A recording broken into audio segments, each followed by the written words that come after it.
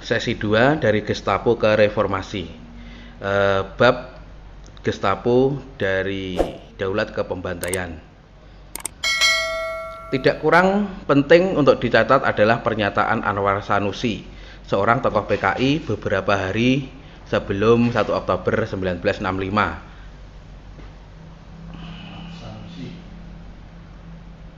Anwar Sanusi menggambarkan dengan baik keadaan waktu itu. Katanya, Ibu Pertiwi sudah hamil tua. Dari perut Ibu Pertiwi itu, katanya pula bakal lahir suatu kekuatan baru lewat sebuah revolusi. Pernyataan Anwar Sanusi tersebut kemudian dijatuhkan salah satu bukti yang menunjukkan bahwa PKI merencanakan Gestapo, yang juga ditafsirkan sebagai bukti bahwa PKI tahu sebelumnya bahkan merencanakan Gestapo dan bahkan merencanakan Gestapo adalah pojok edisi akhir pekan Harian Rakyat yang beredar Sabtu 2 Oktober dan diperkirakan dicetak sebelum Gestapo.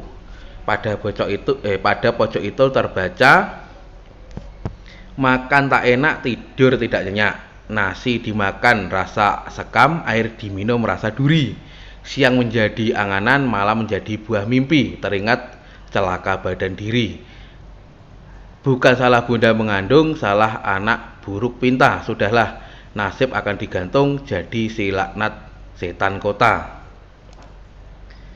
Ketidakpastian dan ketidakjelasan posisi serta keberadaan Presiden Soekarno pada 1 Oktober pagi itu ikut menimbulkan dan menambah kecemasan dan ketidakpastian pada banyak perwira, terutama mereka yang dulu pernah mengalami peristiwa berdarah pemberontakan komunis Madiun pada 1948 dan sikap keras dan tegas Soekarno kepada musuh pimpinan PKI waktu itu.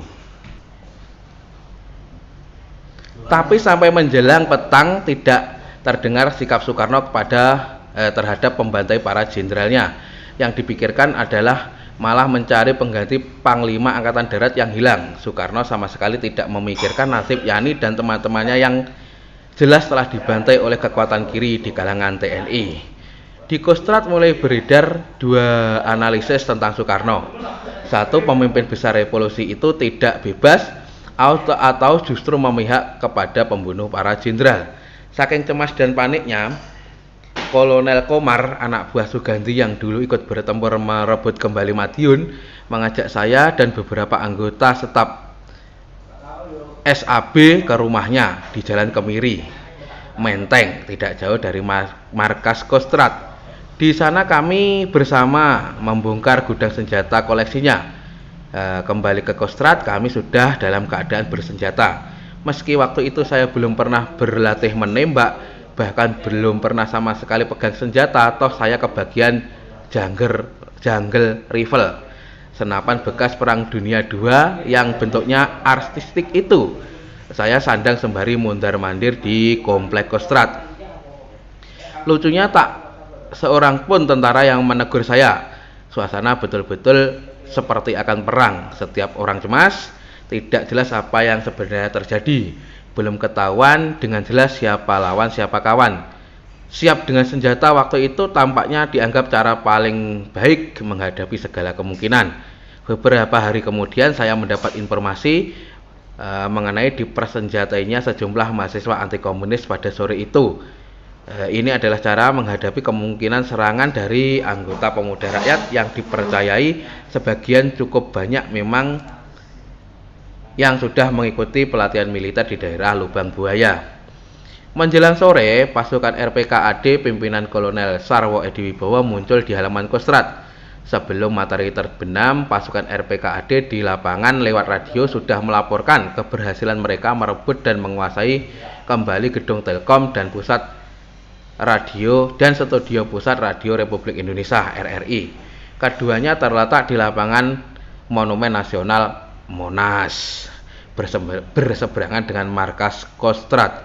Dua jenderal yang bertanggung jawab soal penerangan, Brigjen TNI Sugandi dan Brigjen TNI Ibnu Subroto, Kepala Penerangan Angkatan Darat, bersiap-siap untuk berangkat dengan truk ke RRI. Saya diajak ikut oleh Sugandi sebab dianggap tahu seluk-beluk RRI. Saya dulu memang pernah magang di sana. Cita-cita saya bekerja di RRI adalah menjadi reporter radio seperti Darmo Sugondo yang sangat terkenal waktu itu. Tapi kemudian saya dipecat dengan tuduhan ikut mani kebu. Kesalahan saya sebenarnya bukan karena ikut mani kebu. Saya tidak pernah menandatangani dokumen yang PKI sebut sebagai mani kebu itu. Para penggagas mani kebu adalah seniman-seniman senior yang semuanya saya kenal baik. Tapi saya masih sangat junior waktu itu. Kesalahan saya adalah karena dianggap anak buah Wiratmo, kepala siaran kata RRI. Sponsor saya bekerja di studio milik pemerintah tersebut memang Wiratmo yang merupakan konseptor utama manifest kebudayaan, dan karena Wiratmo dipecat, saya ikut juga ditendang keluar. Sebelum berangkat, saya usulkan agar rombongan membawa serta Darmo Sugondo, reporter senior RRI yang merupakan reporter yang selalu mengomentari acara-acara Presiden Soekarno. Alasan mengejak itu saya jelaskan dan diterima dengan baik. Kamu tahu rumahnya? Tanya Suganti kepada saya. Saya jawab, tidak jauh dari rumah Bapak. Jemput sana, itu kata atasan saya itu. Dengan mobil dan sedan Holden milik Kolonel Joko Basuki, asisten 3 Pangkostrat, saya berangkat menjemput Darmo Sugondo. Itu senjatanya tinggal dulu, kata seorang perwira. Akhirnya saya berhasil membawa Darmo Sugondo ke Kostrad dalam waktu yang singkat. Jarak Kostrad dengan rumah Darmo Sugondo hanya sekitar 5 km. Kota sepi, jalanan lancar tanpa hambatan apapun. Jakarta masa itu memang belum berkenalan dengan penyakit macet. Sepanjang jalan, wartawan senior itu kelihatan ketakutan. Saya mau diapakan? Tanyanya. Saya jelaskan, nasib Bung Karno memang belum diketahui banyak orang, belum jelas. Dengan mendengar suara Pak Darmo yang selalu mengomentari pidato Bung Karno, pendengar akan lebih mudah diyakinkan bahwa pemimpin besar revolusi baik-baik saja. Penjelasan itu bersumber pada salah satu teori yang baru saja saya pelajari sebagai mahasiswa psikologi. Teori itu kalau tidak salah ingat dikenal sebagai teori asosiasi. Kalau dengar suara Darmo Sugondo, orang akan teringat Bung Karno. Namun, ketika saya tiba di markas Kostrad, rupanya pikiran para jenderal itu sudah berubah. Mereka tidak perlu lagi Darmo Sugondo. Sejak saat itu, seingat saya, suara reporter senior RRI itu tidak pernah terdengar lagi. Dari markas Kostrad, saya menerima kembali senjata panjang saya. Tapi ketika akan naik ke truk menuju RRI, seorang perwira berteriak kepada saya, kamu jangan bawa itu, sambil menunjukkan senapan yang saya sandang. Dan jungle rifle saya tukar dengan pistol yang saya juga belum tahu bagaimana menggunakannya. Dari Kostrad, truk RPKAD yang kami tunggangi berjalan perlahan menuju studio pusat RRI dengan memotong jalan di lapangan Monas yang masih dalam proses penyelesaian. Di tengah perjalanan, Mayor Yusuf Sirot, salah satu seorang anak buah Suganti, meloncat dari truk dan berjalan kaki sembari merunduk bersama pasukan yang mengawal truk. Saya takut peluru nyasar, katanya menjelaskan keputusannya kemudian. Di studio RRI ternyata tidak banyak yang masih harus saya lakukan. Pegawai siaran angkatan bersenjata, salah satu acara tetap RRI yang dikelola anak buah Brigjen Sugandi, telah memainkan peran sebagai guide bagi tentara yang lebih dulu telah menduduki studio tersebut. Jadi saya jalan-jalan saja sembari mengajak ngobrol pegawai-pegawai RRI yang sebagian besar memang sudah saya kenal.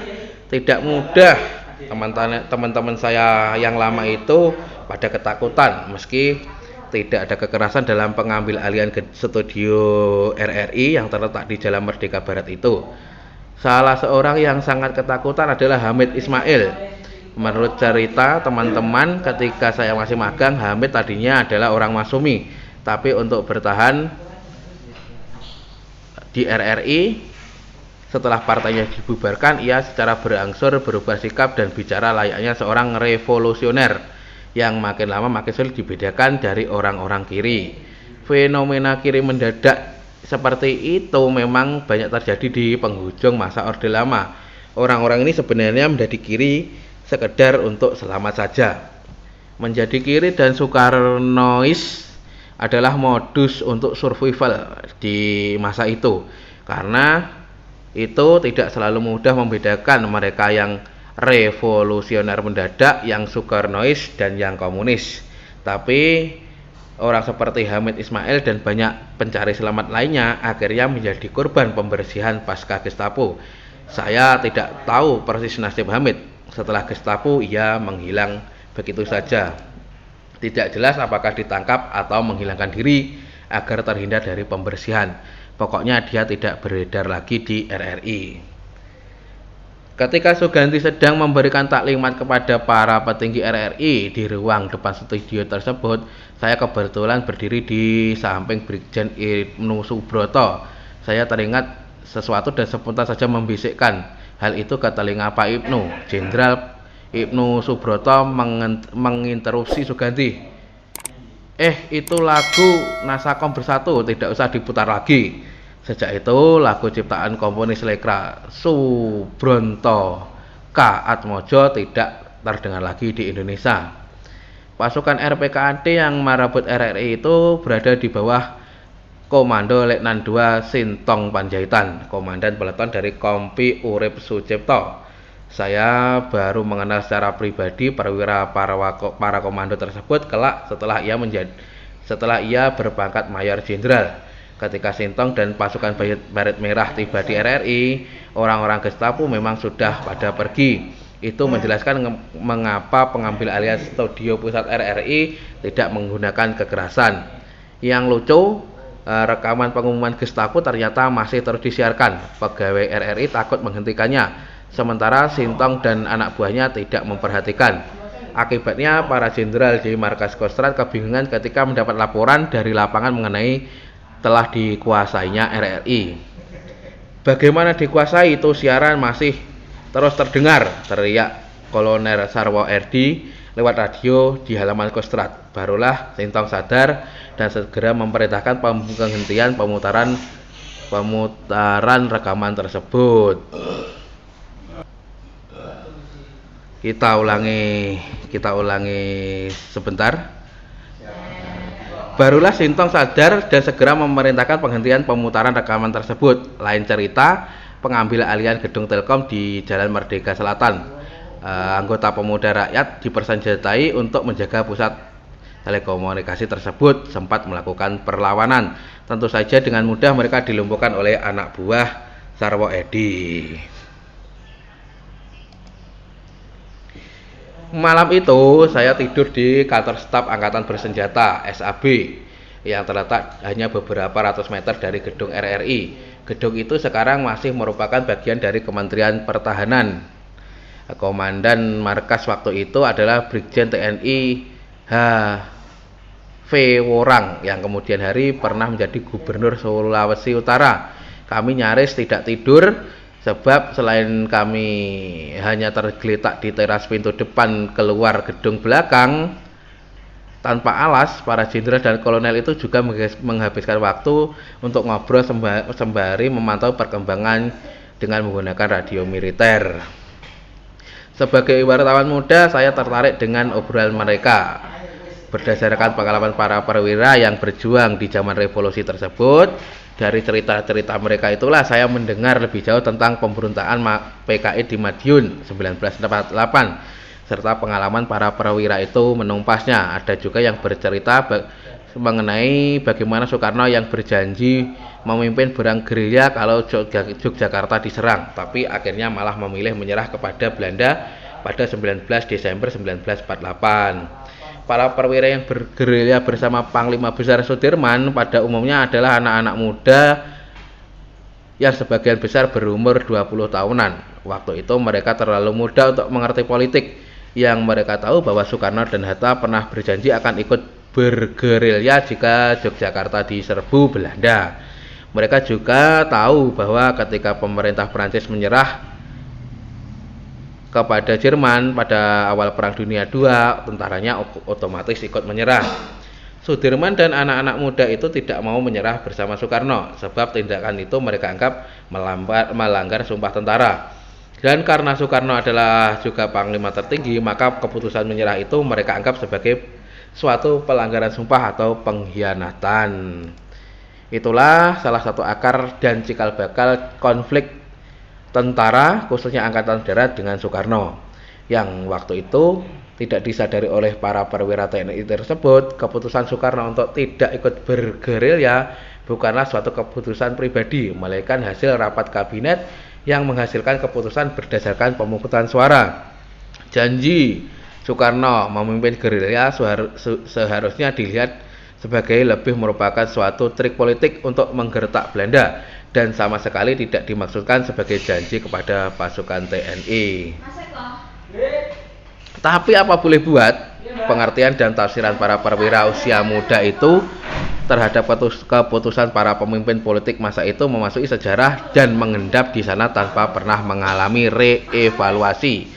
Akibatnya, sikap merendahkan kekuatan politik sipil kemudian mewarnai dengan pekat pola pikir dan cara pandang militer Indonesia. Bagi anak muda seisai saya waktu itu, cerita-cerita dari masa lalu tersebut tergolong hal yang belum pernah saya dengar. Tidak berlebihan untuk mengatakan bahwa pengalaman dan informasi yang saya dapatkan malam itu kelak ikut berperan penting menurut saya menjadi peneliti peran politik militer Indonesia, terutama ketika setelah tentara sudah dengan sempurna menguasai panggung politik. Dalam keadaan kurang tidur, pagi hari tanggal 2 Oktober saya ikut Brigjen Suganti ke Komplek Gelora Bung Karno Senayan. Sejak semalam beberapa gedung di perkampungan atlet nasional, gelanggang olahraga bekas tempat penyelenggaraan Asia Games dan Ganevo memang difungsikan sebagai markas komando darurat. Pasalnya malam hari ada info Angkatan Udara kemungkinan akan mengebom Kostrad. Menurut Brigjen Suparjo, kemudian dialah yang punya gagasan mengebom Kostrad. Dan soal itu dibicarakan dengan Om Mardhani di Pangkalan Halim Perdana Kusuma. Di kemudian hari, Marskal Muda TNI Suyitno Sukirno, Panglima Komando Pertahanan Udara waktu itu mengungkapkan bahwa perintah kepadanya malam itu agar menyiapkan 2 pesawat MiG-17 untuk menggempur mereka yang anti Nasakom.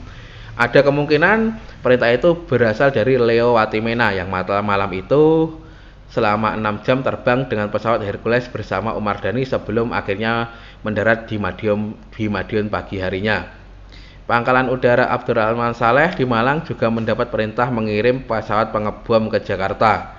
Di tengah jalan, sebagian pesawat dari Malang itu dialihkan ke Bandung oleh Kolonel Penerbang Ashadi Cahyadi, Komandan Pangkalan Udara Husein Sastra Negara di Bandung, yang sempat mendarat di Halim Perdana Kusuma menjadi sasaran pengempesan ban oleh prajurit RPKD yang memasuki pangkalan udara itu keesokan harinya. Dari pesawat Hercules, Leo Watimena juga mengirimkan pesan keras kepada Pangkostrat agar jangan menduduki Halim, sebab itu adalah wilayah Angkatan Udara. Akan kami hadapi ancamnya kalau pangkalan Halim Perdana Kusuma diganggu. Ancaman itu disesali Om Mardhani di kemudian hari, sebagaimana yang dikemukakan oleh mantan Pangawi itu dalam pembelaannya di depan Mahmilhub. Karena pimpinan Angkatan Udara yang ada di Halim Perdana Kusuma bertekad menghindari konflik, pasukan RPKD dibiarkan masuk dan tidak terjadi apa-apa yang dramatis selain pengempesan ban pesawat yang parkir di sana. Mungkin merasa kurang aman di Senayan, siangnya markas Kostrad beralih lagi ke komplek pusat pendidikan Departemen Sosial yang terletak di tepi perkebunan karet di Kelurahan Gandaria Selatan. Lokasi itu kini terletak di pertigaan Jalan Radio Dalam dan Jalan Haji Nawi. Dari markas darurat itulah Pangkostrat Soeharto berangkat ke Bogor pada 2 Oktober memenuhi panggilan Presiden Soekarno. Itu adalah pertemuan pertama Soeharto dengan Soekarno sejak meletusnya Gestapo.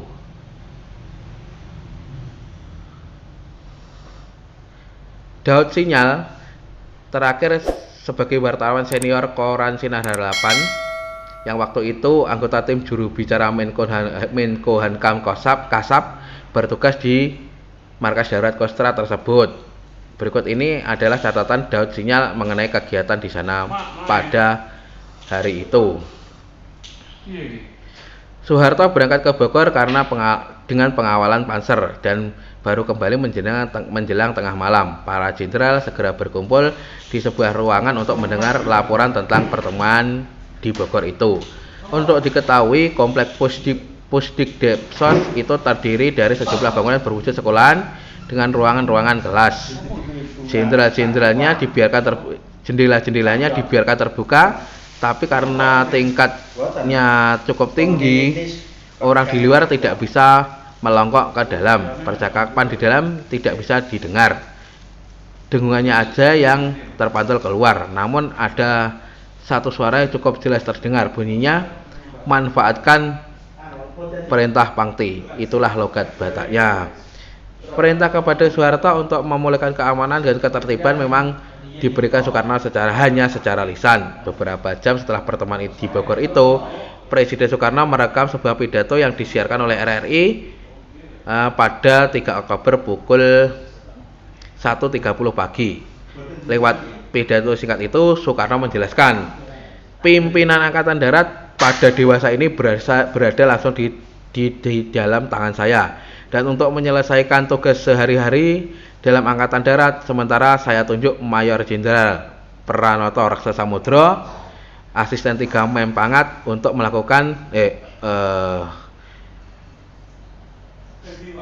untuk kegiatan sehari-hari saya tunjuk Mayor Jenderal Pranoto Raksasamudra, asisten 3 Mem Pangat. Untuk melaksanakan pemulihan keamanan dan ketertiban yang bersangkutan dengan peristiwa 30 September, telah saya tunjuk Mayor Jenderal Soeharto, Panglima Kostrad, sesuai dengan kebijakan yang saya gariskan. Pidato singkat yang disiarkan lewat radio di tengah malam itu, Soekarno membenarkan dengan pidato singkat yang disiarkan lewat radio di tengah malam itu, Soekarno sebenarnya menerima kenyataan bahwa Soeharto lah yang berkuasa.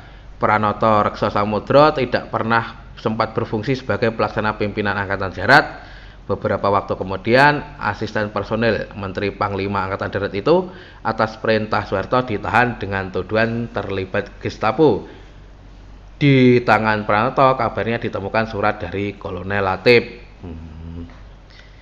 Mengikuti penugasan Soekarno dan petunjuk Nasution, Soeharto memerlukan waktu sepekan sebelum akhirnya membentuk Komando Operasi Pemulihan Keamanan dan Ketertiban (Kopkamtib) dan mengangkat dirinya sebagai Panglima. Dalam wawancara dengan Kepala Pusat Sejarah ABRI Brigjen TNI Dr. Nugroho Noto Susanto pada 3 Maret 1977 menjelaskan tentang Kopkamtib itu sebagai inisiatifnya sendiri tanpa surat perintah dari Soekarno. Saya hanya berpegang pada perintah lisan bahwa mengenai pemulihan keamanan masih diserahkan kepada saya, kata Soeharto. Bahwa Kostrad kemudian memindahkan markas komando karena takut dibom waktu itu mudah dimengerti, mengingat besarnya kecurigaan para jenderal itu kepada Angkatan Udara setelah pada 1 Oktober terdengar dari radio pengumuman bahwa Panglima Angkatan Udara Omar Dhani pengumuman dukungan Panglima Angkatan Udara Omar Dhani kepada Gestapo. Kecurigaan itu kemudian berdampak pada sikap yang amat tidak bersahabat para prajurit Angkatan Darat dengan rekan-rekan mereka di Angkatan Udara. Untuk waktu yang cukup lama, di tempat umum sulit ditemui perwira Angkatan Udara yang muncul dengan pakaian seragam mereka. Dalam pembelaannya di Mahkamah Militer luar biasa, perlakuan kurang pantas terhadap anak buahnya dikisahkan Omar Dhani. Mobil Laksda Abdul Rahmat, mobil Letnan Udara 1 Warakusnul Khotimah dan lain-lainnya ditabrak oleh jeep-jeep RPKD. ibu-ibu Auri yang belanja di luar Halim diludahi. Juga pasukan Karbol yang berdiri di pinggir jalan dengan sifat sikap sempurna dan memberi hormat pada iring-iringan jenazah para jenderal G30S, mukanya diludahi pasukan angkatan darat yang berada di atas panser. Kalau saya merenungkan keputusan mengungsi ke Senayan dan kemudian ke Gandaria itu memang terasa lucu, sebab seandainya Angkatan Udara sejatinya berencana mengebom, intel mereka tentu akan segera tahu bahwa pimpinan sementara Angkatan Darat sudah mengungsi ke Senayan dan Gandaria. Yang akan mereka bom pastilah Senayan atau Gandaria, bukan markas Kostrad di Jalan Merdeka Timur yang sudah ditinggalkan. Tapi itulah bukti bagaimana tingginya tingkat ketidakpastian keadaan waktu itu. Hal demikian mudah menimbulkan kepanikan, maka gampang dimengerti kalau hari itu semua orang mencari-cari informasi yang selalu diikuti dengan briefing. Kata terakhir itu dimaknai sebagai usaha menyebarkan sembari mencocokkan info. Kemudian begitu membudayanya kata info dan briefing, beberapa waktu kemudian, yaitu ketika gerakan mahasiswa gencar melakukan demonstrasi anti Gestapo atau anti PKI, kemudian akhirnya menjadi anti Soekarno, kata info berubah makna menjadi suplai makanan, sedangkan briefing berarti kumpul untuk makan.